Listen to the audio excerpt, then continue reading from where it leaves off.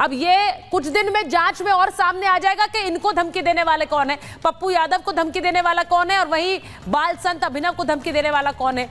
लेकिन इस सब के बीच लॉरेंस बिश्नोई को मारने वाला खेल भी जारी है, उसके खिलाफ सुपारी भी जारी है। करणी सेना को एक बार फिर से लॉरेंस की धमकी दी है। और दिलीप जी आप ये सुनिएगा क्योंकि इसके बाद आप ही के पास आ रही हूं।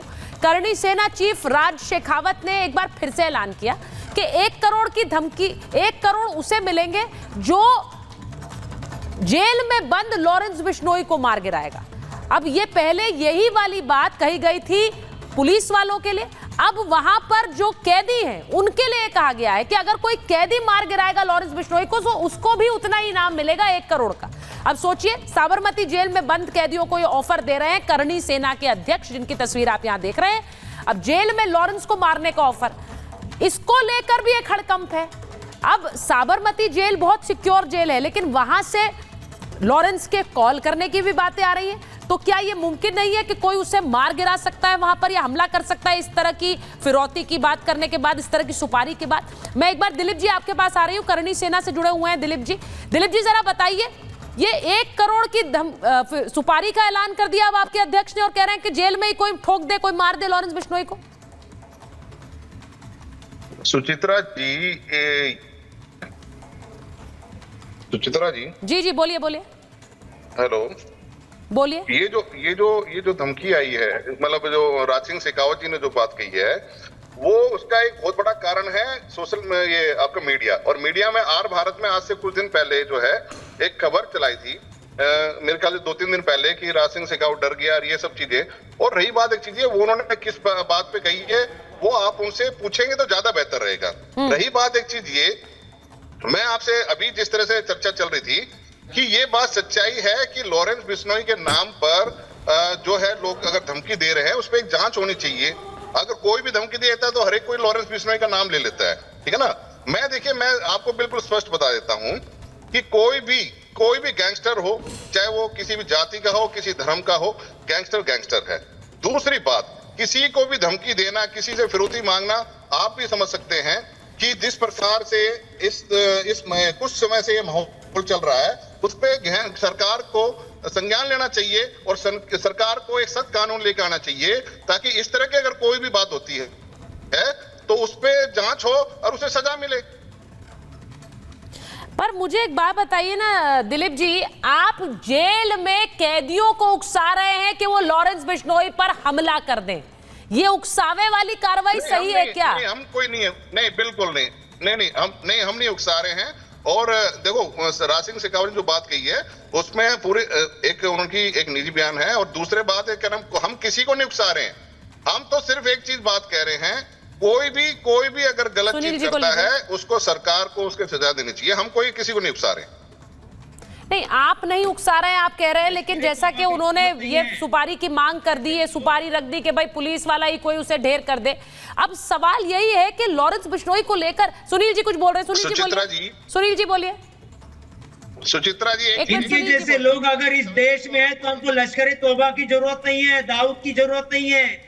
यही हिंदूवादी लोग हैं जो हिंदुओं को कत्ल करते आ रहे हैं।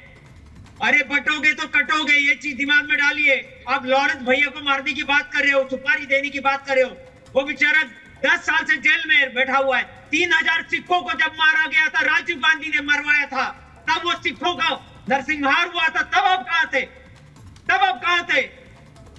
जब मौलाना मुलायम ने कार सेवकों पे हत्या की थी, गोली बरसाई थी, कोठारी बंधुओं को मारा गया था, राजस्थानियों को मारा गया था, तब तुम्हारी करनी सेना कहां थी? अरे मेरा लॉरेंस भैया अगर होता ना 2008 में तो 26/11 नहीं होता इस देश में, 26/11 भी हुआ।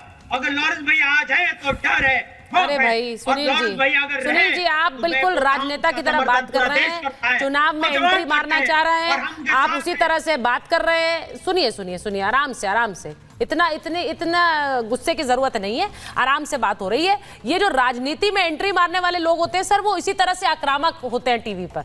लेकिन सीधी बात यह है कि यहाँ पर एक बहुत गंभीर विषय पर हम बात कर रहे हैं, और गंभीर विषय इसीलिए है क्योंकि ये एक गैंगस्टर से जुड़ा हुआ मामला है, जेल से वो क्या वाकई एक गैंग चला रहा है जो कि अब पप्पू यादव के बाद यहां पर बाल संत को भी धमकी दे रहा है।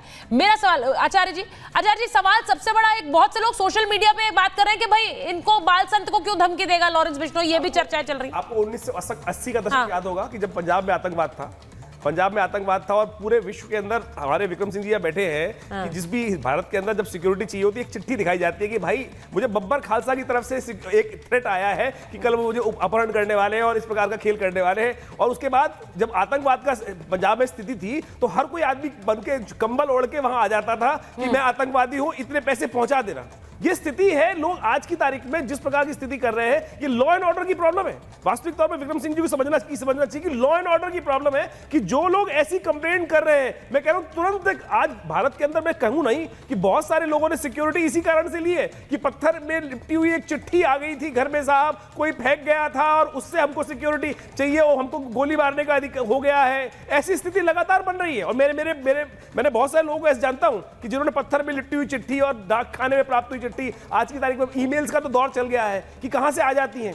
ये पूरा का पूरा एक सोशल मीडिया स्टंट चल रहा है और तथाकथित तौर पर बरगलाने का प्रयास किया जा रहा है, क्योंकि जब तक जांच होती है, जांच की प्रक्रिया बहुत लंबी है एक स्थिति को, और ऐसे लोग ऐसे बहती गंगा में हाथ धोते हुए अपने आप को जो पब्लिसिटी देने का प्रयास किया जाए। बाल संत का एग्जांपल आपके सामने है, उनकी वीडियोस जाके देखें किस प्रकार की स्थिति मचा रखी, कोई चिकन खा रहा है, कोई चिकन नहीं खाना चाहिए, जिस प्रकार की स्थिति लगातार चल रही है। एक सोशल मीडिया पर लोगों को पैसा कमाने का धंधा मिला हुआ है, साफ साफ समझाए, और ऐसी स्थिति देखकर लोगों को मजा भी बड़ा आता है।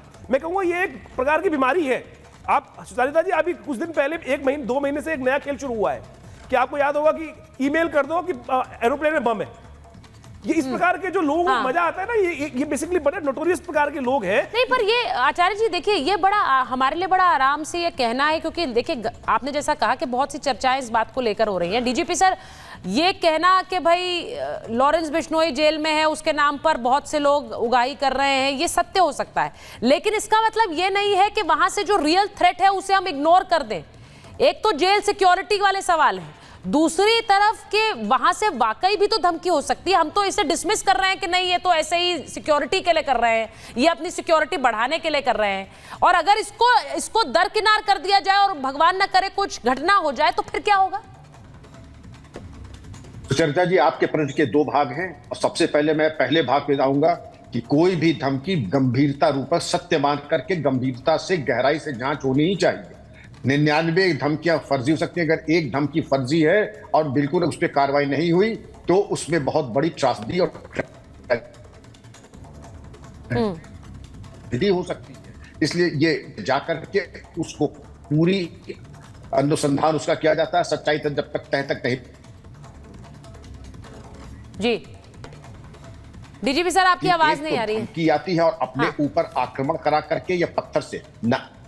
जी अब आवाज आ रही है सर, आ रही है। नामी ग्रामी अपराधियों को लेकर के उनके नाम से धमकी ले लेना, ईमेल प्राप्त कर लेना और फर्जी अकाउंट बना करके उसमें फिरौती लेना, ये भी होता है। क्योंकि वो जो बरगद के पेड़ के नीचे छोटे मोटे मवाली बन जाते हैं और अपनी गाड़ी के ऊपर गोली चलवा लेना, अपनी गाड़ी के ऊपर पटाखे चल कर ग्रेनेड चल गया, अपनी गाड़ी के शीशे तोड़वा लेना, उस पर कहना हमारे गंभीर जीवन भय है, इसलिए हमें सरकारी खर्चे पर, राजकीय खर्चे पर, गवर्नमेंट कॉस्ट पर सिक्योरिटी दी जाए। ये भी तमाम ड्रामे होते हैं और एक ड्रामे ने अगर कहिए मैं 10 ड्रामे आपको बता दूं तो ये, लेकिन वो उचित नहीं होगा, समय भी नहीं है। लेकिन अगर कोई धमकी है उसकी तह तक आपको जाना है, दूध का दूध पानी का पानी होना है। अगर 1% गुंजाइश नहीं, अगर धमकी आई है तो उसका इन्वेस्टिगेशन फेयर और गहराई से होना चाहिए और जब तक इसका निराकरण ना हो जाए धमकी को सही मान करके वांछित प्रिकॉशन भी लेना चाहिए, चाहे वो कोई भी हो, चाहे ये बालक हो जिसको मैं संत तो नहीं कहूंगा, और चाहे पप्पू जी हो, बड़े राजनेता हैं, अपनी सुरक्षा के बारे में सतर्क रहना चाहिए। लेकिन हमको भी अपने काम से ऐसा कोई काम नहीं करना चाहिए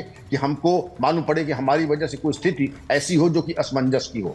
सिक्योरिटी एक कॉस्ट पे आती है और ये कॉस्ट जो है, जो सबसे नीड टू बेसिस के ऊपर सबसे ज्यादा जीवन भय, आपके पैनल में अगर 6 लोग हैं तो जाहिर है कि सबको 6 को नहीं मिल सकती है। जो सबसे ज्यादा जिसका जीवन भय सर्वाधिक होगा, सुरक्षा उसी को मिलेगी, बाकी 5 को नहीं मिल पाएगी।